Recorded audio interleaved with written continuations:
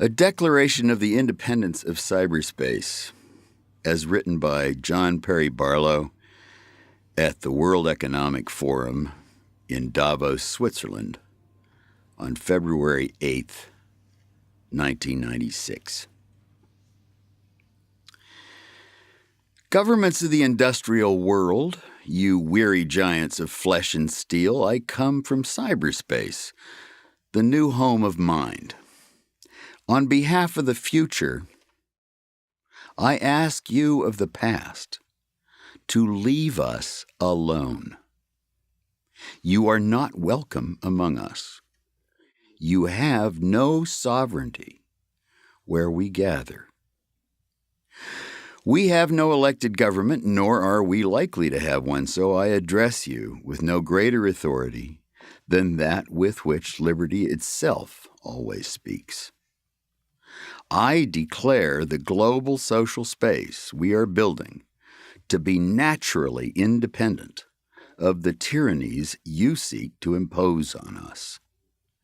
You have no moral right to rule us, nor do you possess any methods of enforcement we have true reason to fear. Governments derive their just powers from the consent of the governed. You have neither solicited nor received ours. We did not invite you. You do not know us, nor do you know our world. Cyberspace does not lie within your borders.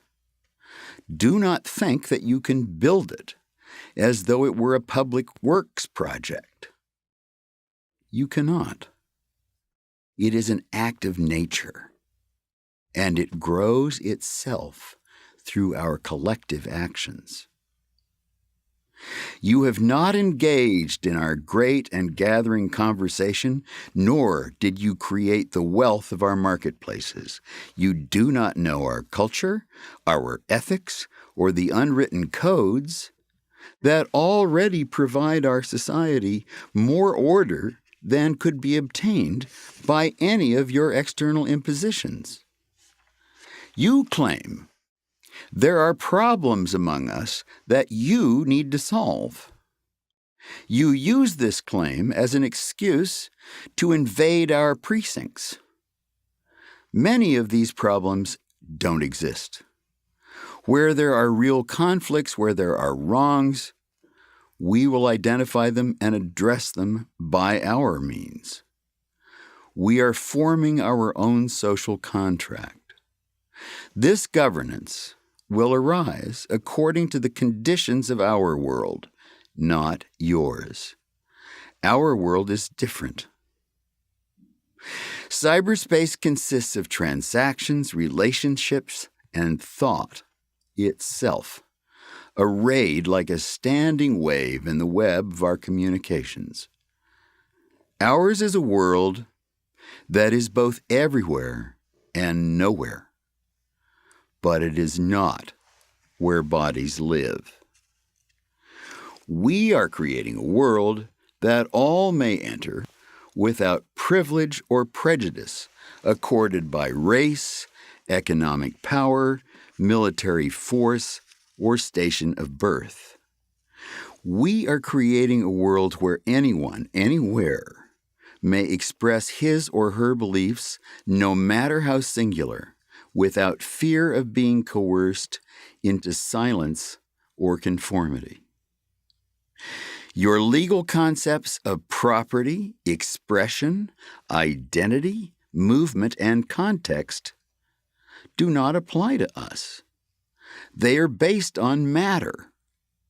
There is no matter here. Our identities have no bodies, so unlike you, we cannot obtain order by physical coercion.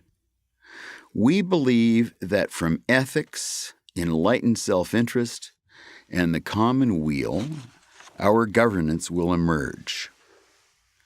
Our identities may be distributed across many of your jurisdictions. The only law that all of our constituent cultures would generally recognize is the Golden Rule. We hope we will be able to build our particular solutions on that basis. But we cannot accept the solutions you are attempting to impose. In the United States, you have today created a law, the Telecommunications Reform Act, which repudiates your own Constitution and insults the dreams of Jefferson, Washington, Mill, Madison, de Tocqueville, and Brandeis. These dreams must now be born anew in us. You are terrified of your own children, since they are natives in a world where you will always be immigrants. Because you fear them, you entrust your bureaucracies with the parental responsibilities you are too cowardly to confront yourselves. In our world, all the sentiments and expressions of humanity, from the debasing to the angelic, are parts of a seamless whole, the global conversation of bits. We cannot separate the air that chokes from the air upon which wings beat. In China, Germany, France, Russia, Singapore, Italy, and the United States, you are trying to ward off the virus of liberty by erecting guard posts at the frontiers of cyberspace.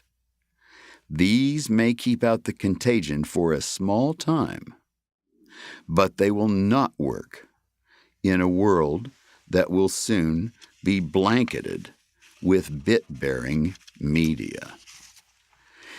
Your increasingly obsolete information industries would perpetuate themselves by proposing laws in America and elsewhere that claim to own speech itself throughout the world.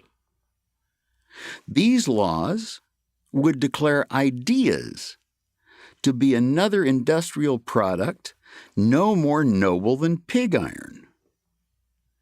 In our world, whatever the human mind may create can be reproduced and distributed infinitely at no cost. The global conveyance of thought no longer requires your factories to accomplish.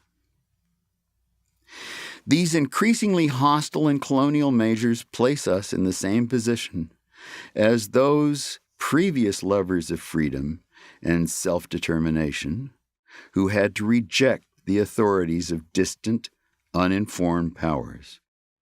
We must declare our virtual selves immune to your sovereignty, even as we continue to consent to your rule over our bodies.